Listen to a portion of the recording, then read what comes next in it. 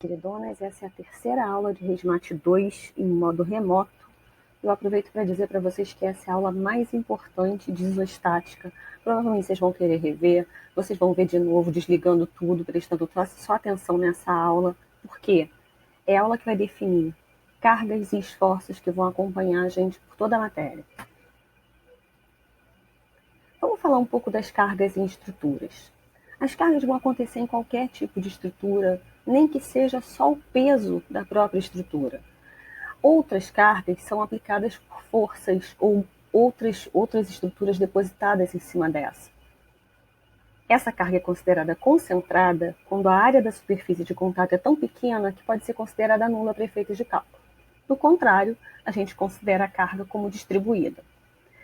Todos os materiais vão se deformar de alguma forma e vão apresentar esses esforços, só que os materiais didáticos que eu costumo colocar na aula, tipo o Bob Esponja, o barbante, o kit mola, eles vão mostrar melhor como acontecem essas deformações e esforços porque são mais flexíveis. Então, seguindo aqui o exemplo do barbante, esse barbante está submetido ao próprio peso dele. Reparem que ele se deforma de uma forma quase parabólica. Já se a gente apresentar no mesmo barbante uma carga concentrada, voltando, se a gente apresentar nesse mesmo barbante uma carga concentrada, através do meu dedo, apesar do meu dedo ter uma área, né, um comprimento, está pegando um comprimento do barbante ali para aplicar essa carga, é uma área relativamente pequena em relação ao comprimento, então a gente considera que é uma carga concentrada. Além das cargas distribuídas e concentradas, eu também poderia estar aplicando uma carga-momento. Vamos ver se ele muda. Eu posso aplicar um momento horário nesse barbante ou um momento anti-horário. E essas deformações, esses efeitos, acontecem também em estruturas maiores, só que de forma um pouco imperceptível. São estruturas mais rígidas, que se deformam menos, e embora estejam acontecendo esforços e deformações, a gente não percebe com tanta facilidade. Bom, a gente começa apresentando cargas distribuídas de duas formas. A carga uniformemente distribuída, ou carga retangular, e a carga triangular. São tipos muito comuns na engenharia civil e, portanto, a gente fala um pouco primeiro delas. Para efeito de cálculo de reação de apoio, como é que a gente trabalha com uma carga distribuída que vale Qzinho kN por metro num comprimento L? Ora, se eu tenho Qzinho kN a cada metro, em L metros, a minha carga total vai valer QL. Tá, e para efeito de cálculo, onde é que a gente aplicaria essa carga? Bem no meio dela. Bem aqui. Se fosse uma carga triangular, como é que ia funcionar isso? Eu tenho no ponto mais alto da carga triangular Qzinho kN por metro, mais num comprimento L. Eu sempre vou considerar, tanto na carga retangular, quanto na triangular, quanto de qualquer outro formato, que a área da figura vai resultar na minha carga equivalente para efeito de cálculo.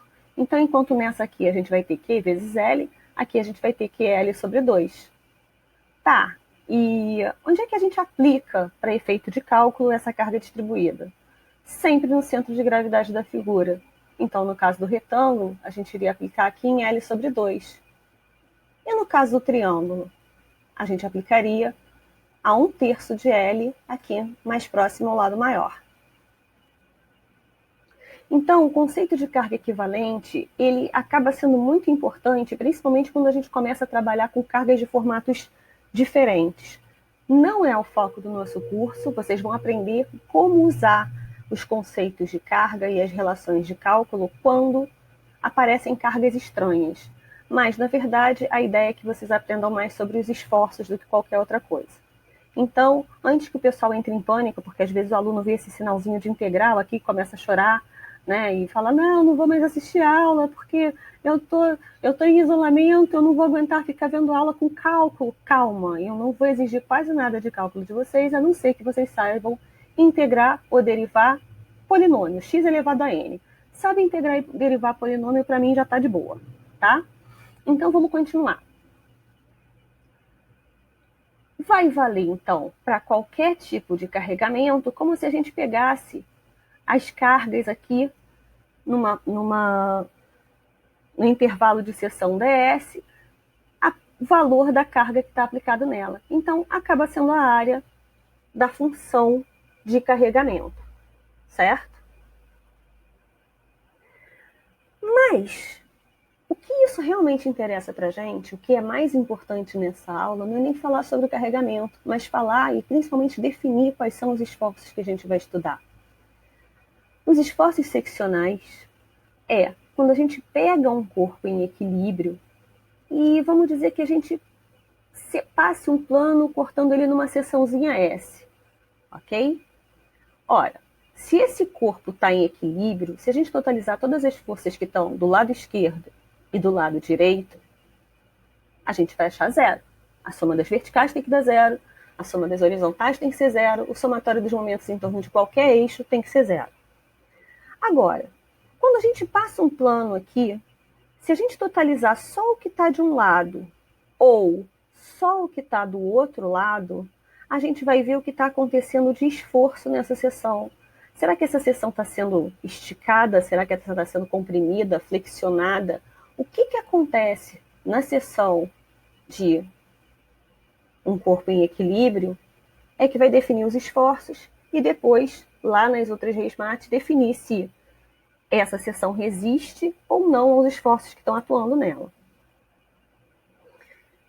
Então, isso daqui é uma explicação mais teórica, que para fazer a manutenção do estado de equilíbrio de cada uma dessas partes, a gente iria seccionar e substituir os esforços do outro lado por um momento resultante e por uma força resultante de todas aquelas que estariam aplicadas na outra parte, certo?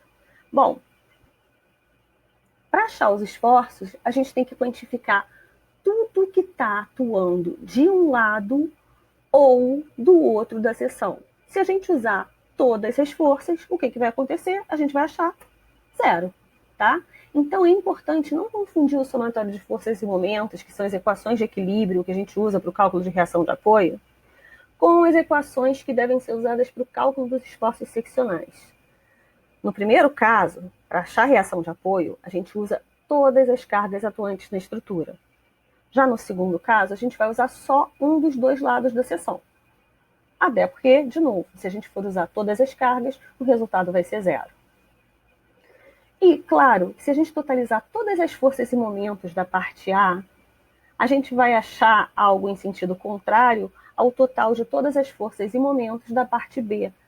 Porque aquela seção vai ter de um lado a ação e do outro como se fosse a reação, resistindo aquilo para o corpo poder estar em equilíbrio. Os esforços seccionais que a gente vai trabalhar ao longo do curso são os provenientes de força, que são de esforço normal, os cortantes na direção Y e cortantes na direção Z. Então, aqui os eixos desenhados para o pessoal saber direitinho do que eu estou falando. Além disso, a gente vai trabalhar com momento, torção e momento de flexão em torno do eixo Y ou em torno do eixo Z.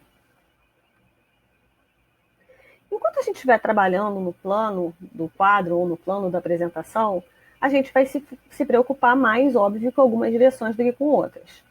Vamos falar um pouco do esforço mais simples, o mais intuitivo, que é o esforço normal. O esforço normal tem esse nome porque ele ocorre perpendicular à seção transversal. Então, a gente considera ele positivo quando ele está tracionando a barra, tentando esticar a seção, e negativo quando ele está tentando comprimir a barra. Vou tirar o som aqui. Então, reparem. Aqui eu estou provocando uma tração nessa barra, enquanto que apertando a barra eu provoco uma compressão. Se eu forçar, colocar um esforço de um lado só, isso anda, não sofre esforço nenhum. O esforço acontece quando tem ação de um lado e reação do outro. Ou seja, quando o corpo está submetido a um sistema de forças em equilíbrio. Então, aqui está aí vendo a compressão e a tração. Tudo bem até aí? Vamos então para o esforço cortante. O esforço cortante já é diferente. Vou passar logo o videozinho aqui, que eu acho que vai ser mais interessante. É quando as forças acontecem perpendiculares à barra, ou para cima e para baixo, ou para frente e para trás, mas elas tentam cortar, como se elas estivessem tentando cortar essa barra em duas.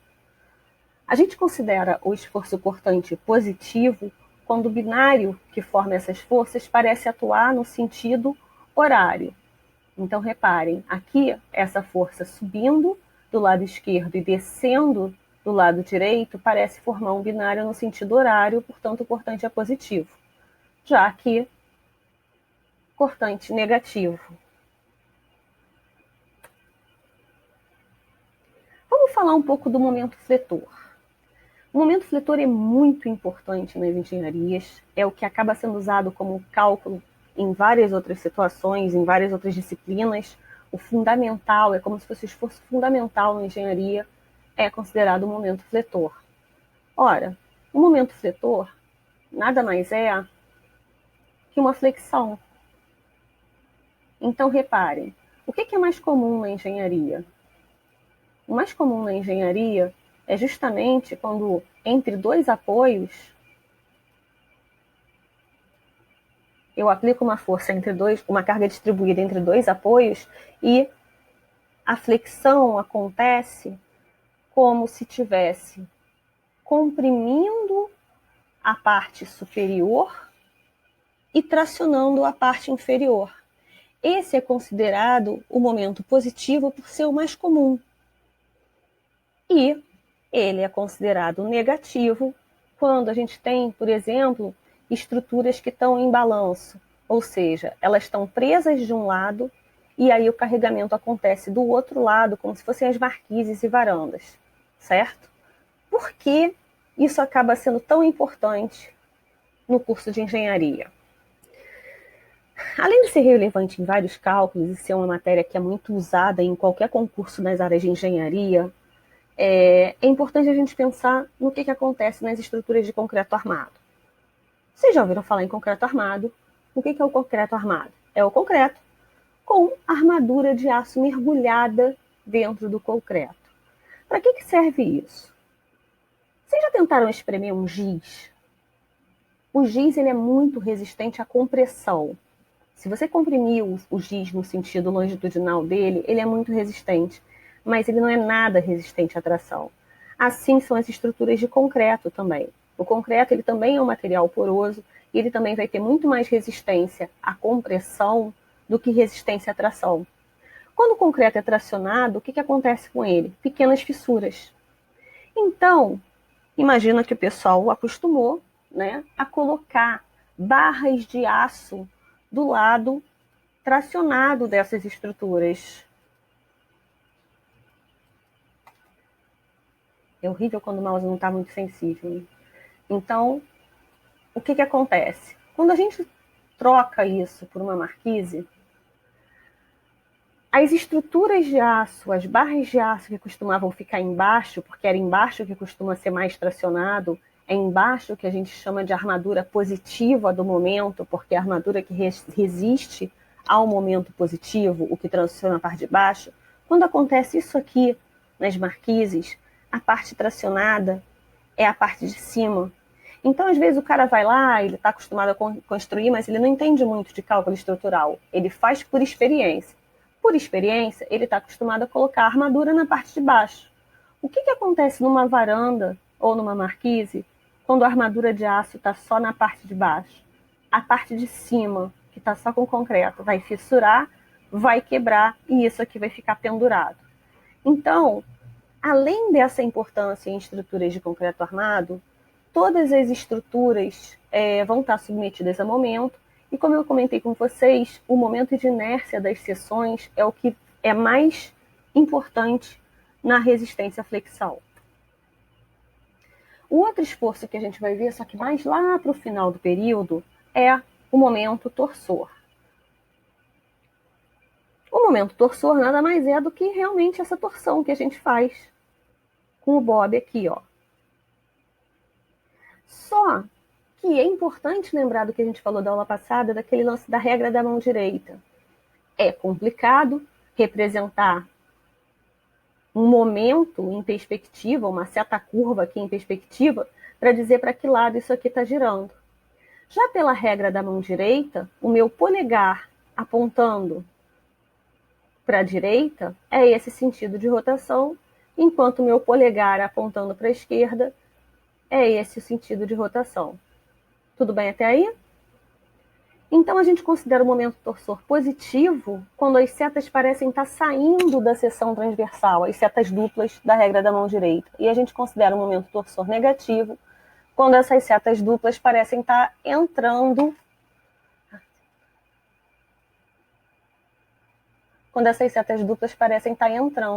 na seção transversal.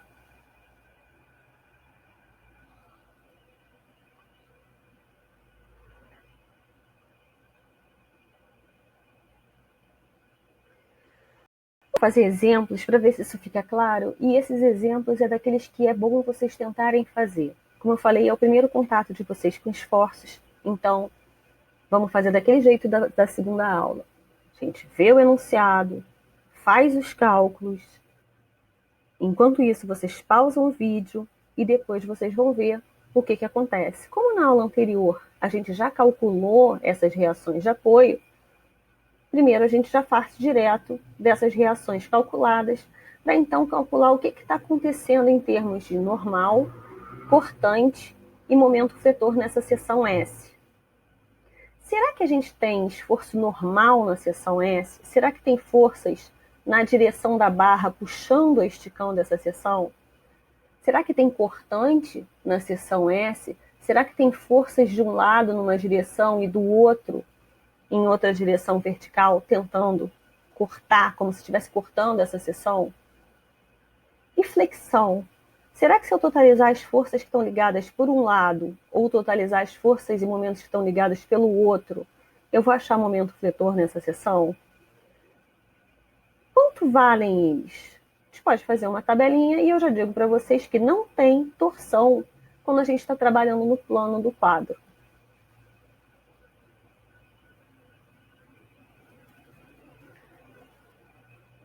Lembrando que qualquer esforço, a gente tem que ver só o que está acontecendo de um lado ou do outro da estrutura, porque se a gente pegar dos dois lados, sempre vai achar zero.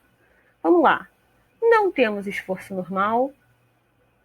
O esforço cortante vale 2. Ora, eu totalizo as forças verticais só pela esquerda. Se eu acho 2 subindo, com certeza, se eu totalizar tudo que está ligado só pela direita, eu vou achar 2 descendo.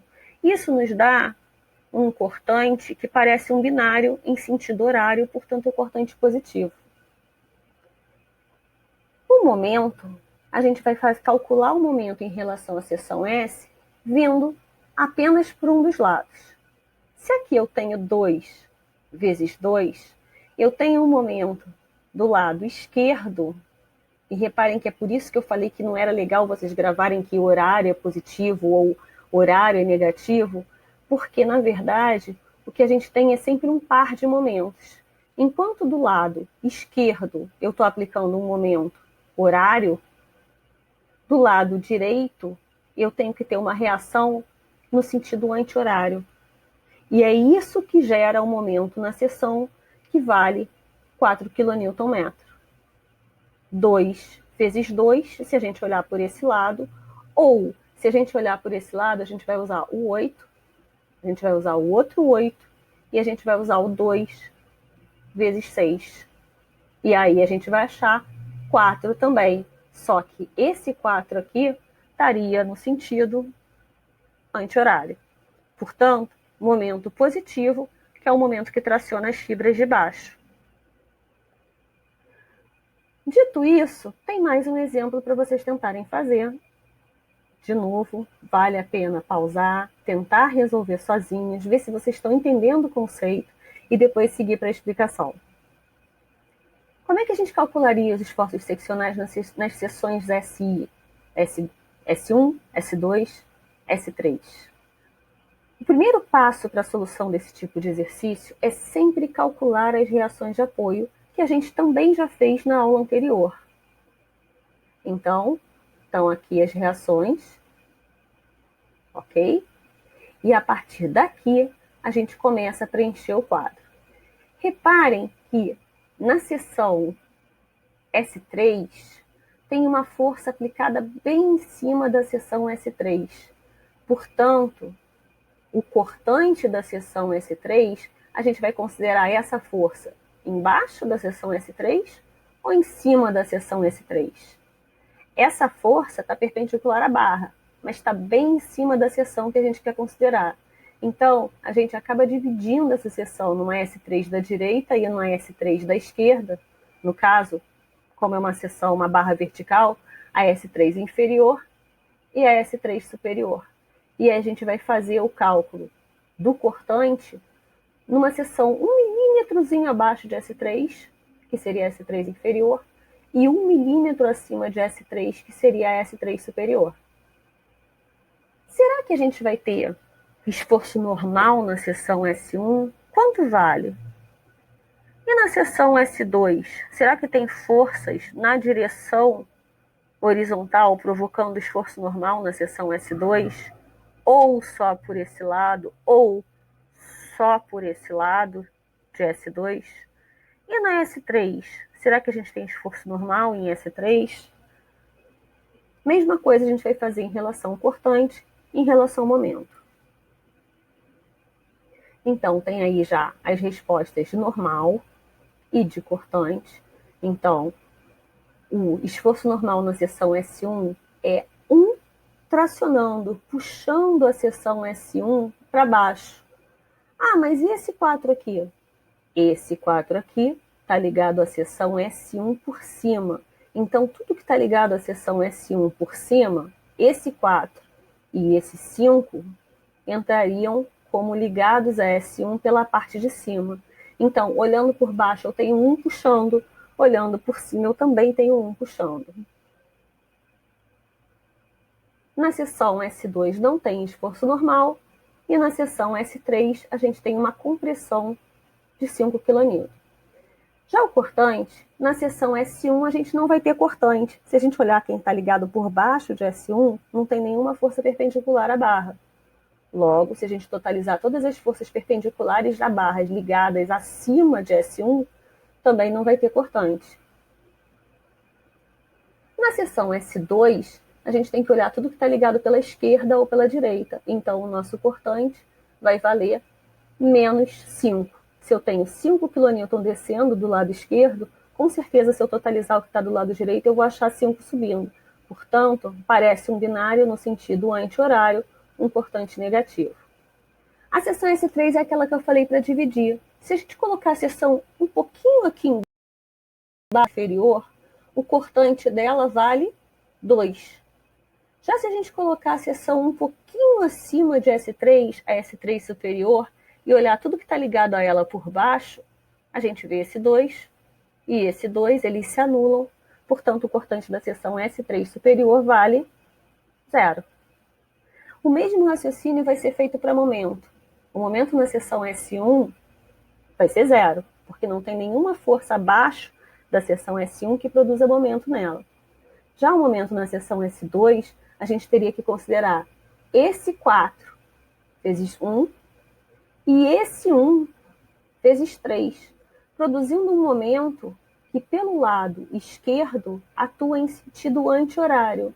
Ou seja, se a gente visualizasse o Bob aqui, qual ia ser o lado tracionado da seção? O superior ou inferior? Se está tracionando do lado superior, é um momento negativo, então vale menos 7 kN. Na seção S3, apesar da gente ter uma força bem aqui em cima, essa força multiplicada por 0 não vai produzir momento nessa seção.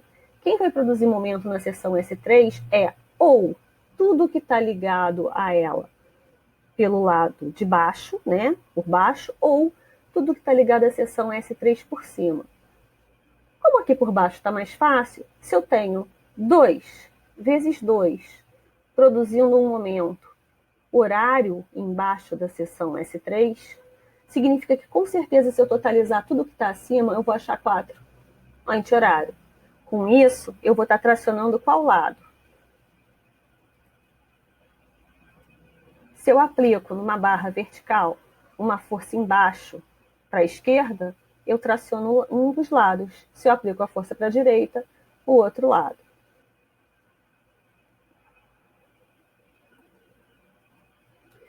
Vamos para o terceiro exemplo dos esforços seccionais.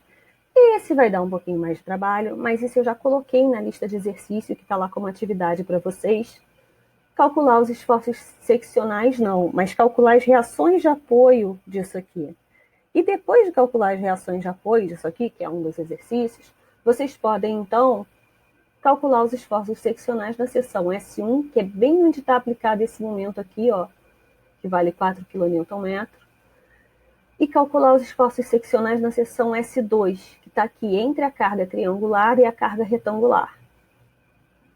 O que a gente calcula de reação de apoio? Bom, horizontais e verticais, horizontal e vertical nesse apoio, e só vertical desse apoio aqui. Então, a gente vai achar HA, VA e VB. Uma vez calculadas as reações de apoio, espero que vocês saibam pausar o vídeo, por favor, para ir fazendo junto comigo, né? E depois de falar, mas correu muito. Não, é só pausar o vídeo, tá tudo bem. Vamos lá. O que acontece depois que a gente calcula as reações de apoio? Se eu tenho 6 indo para a direita e 3 para a esquerda, ainda me falta 3 aqui para equilibrar isso. No caso das forças verticais, tenho 16 descendo.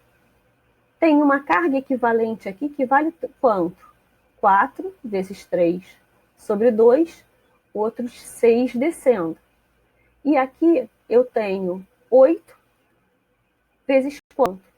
6. Então, aqui eu tenho uma carga equivalente que vale 24, aqui uma carga equivalente que vale 6, e aqui uma carga equivalente que vale 16. Ora, a soma das verticais, VA mais VB, tem que ser igual a quanto? E se eu fizer o somatório em torno de um dos apoios, na verdade, de novo, o somatório dos momentos tem que ser igual a zero em qualquer ponto, qualquer um. A gente usa os apoios para facilitar a nossa vida, para ter menos cálculo. Se a gente fizer o somatório dos momentos em torno de um dos apoios, a gente vai achar a vertical no outro e vai equilibrar a estrutura. Tá. Será que a gente tem esforço normal na seção S1? De quanto? E na seção S2? Será que a gente tem cortante na seção S1? E na seção S2? E o momento na seção S1? Aqui, reparem que eu dividi em duas a seção S1. A seção S1 da esquerda e a seção S1 da direita, para vocês tentarem fazer e vamos ver se vocês conseguem achar os mesmos resultados que a gente explica na próxima.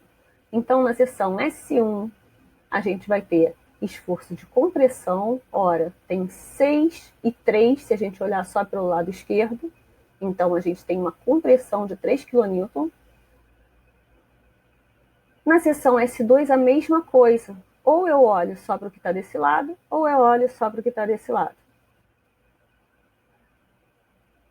Na seção S1, eu vou ter o que de esforço cortante? Olhando só as verticais, eu vou olhar tudo que está ligado por esse lado.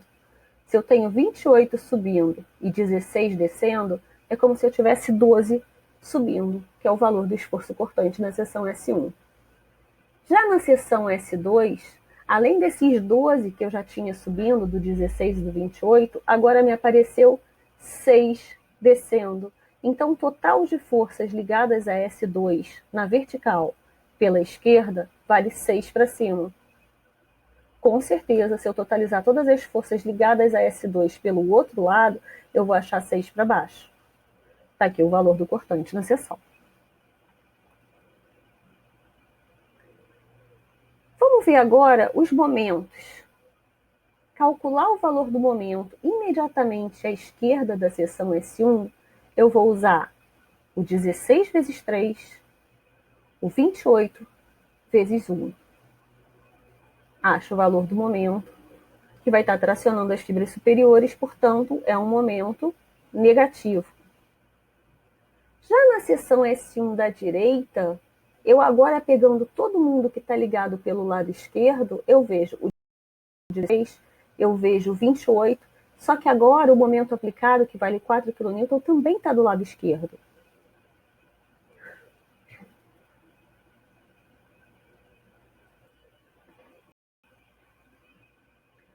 Na seção 2, o que vai acontecer? Eu vou ter que calcular os momentos ou com tudo que está ligado pela esquerda ou com tudo que está ligado pela direita. Pela direita, fica mais fácil. Eu vou ver, 18 vezes 3, produzindo um momento anti-horário.